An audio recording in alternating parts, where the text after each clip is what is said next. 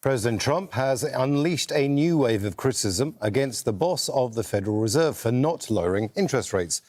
Our White House correspondent Kimberly Halkett reports now from Washington, D.C.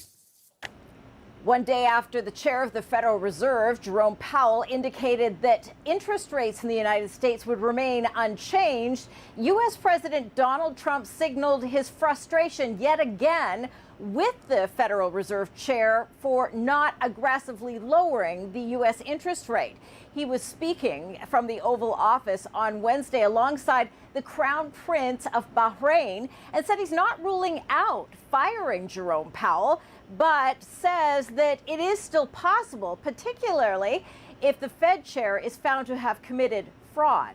He's a terrible Fed chair. I was surprised he was appointed. I was surprised, frankly, that Biden put him in and extended him, but they did. So, no, we're not planning on doing anything. We're very concerned.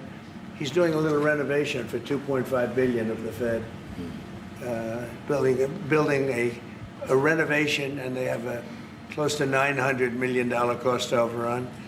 The White House has not provided any evidence that the chair of the Federal Reserve has committed fraud. Still, it is pressuring Jerome Powell over the high cost of renovating some federal buildings. Now, Donald Trump himself nominated Jerome Powell back in his first term in 2017, but he's referencing the fact that former President Joe Biden allowed Powell to stay on for another four-year term. Now, for his part, Powell says that the reason for the long terms are to essentially provide stability in the U.S. economy. And he says he would not step down even if the president asked him to do so. In fact, he says the firing of top federal officials, such as himself, is not permissible under U.S. law because he says that they are independent from the White House or the executive branch.